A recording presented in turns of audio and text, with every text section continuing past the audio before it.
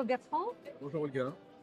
Aujourd'hui, nous sommes sur le SCTL pour parler du guide des assurances. C'est l'ouvrage qui est sorti l'année dernière, au mois de novembre, et ça nous a paru important d'en parler à nouveau. Vous êtes un des co-auteurs de ce document. Est-ce que vous voulez bien vous présenter d'abord? Merci Olga. En effet, je suis partenaire de TLF depuis plusieurs années. Mon cabinet est situé à quelques encablures du Havre en Normandie. J'ai le plaisir de travailler notamment avec la partie Normandie, Hauts-de-France de TLF et plus particulièrement pour le dossier des assurances et surtout pour vos adhérents.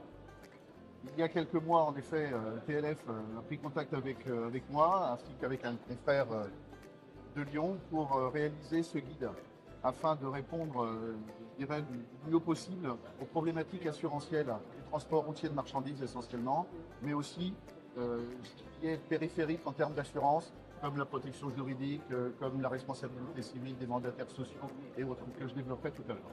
Ok, donc c'est très bien. Alors, la question qui sous-tend, pourquoi ça s'appelle le guide des assurances? Alors en fait, les assurances, c'est quelque chose qui peut paraître complexe. Et le guide que nous avons voulu faire se voulait être assez concis tout en étant technique et opérationnel. Bien évidemment, dans ce guide, il y a plusieurs parties. Une partie, par exemple, sur la flotte, où nous expliquons un petit peu quelle est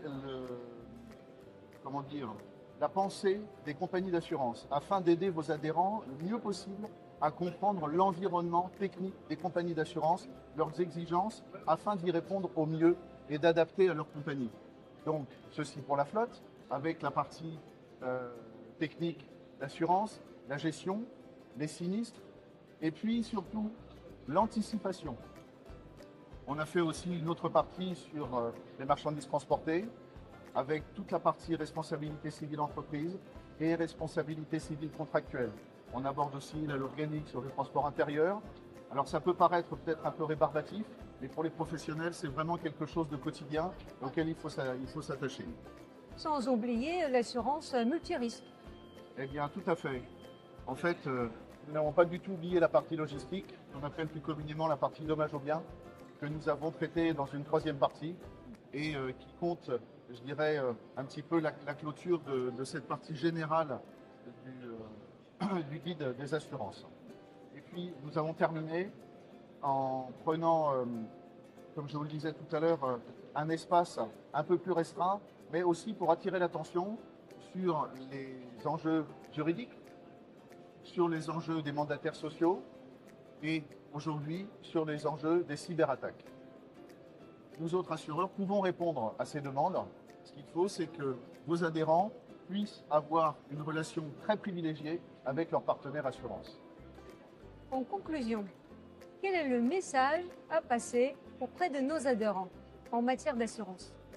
Eh bien, c'est une très bonne question parce qu'en effet, ce que va privilégier une compagnie d'assurance, c'est le lien fort entre son client et la compagnie d'assurance.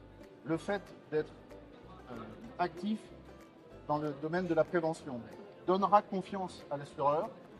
Le fait que vos adhérents puissent régulièrement demander des résultats statistiques pour travailler tout au long de l'année avec leurs intermédiaires afin de ne pas être surpris en cas de renouvellement.